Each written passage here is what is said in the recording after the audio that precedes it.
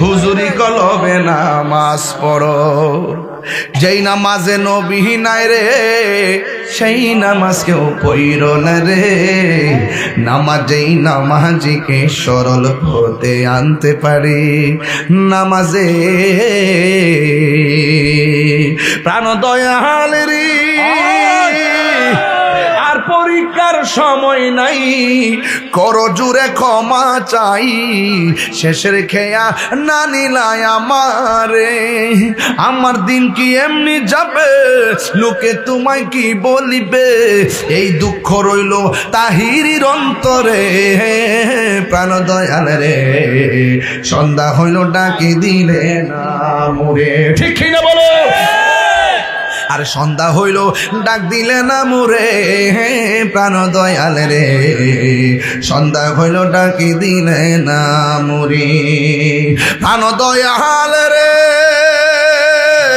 গৃহস্থরা দলে দলে হাঁস মুরগি কতই পালে। সন্ধ্যা হলে ডাকি দিয়া লয় ঘরে।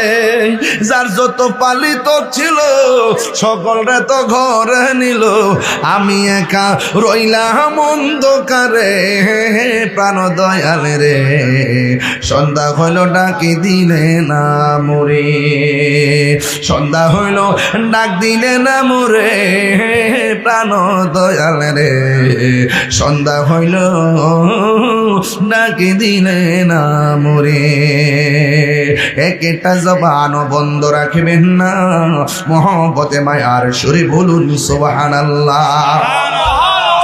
এবার জিগায় বড়রাম নামাজের অবস্থা কি?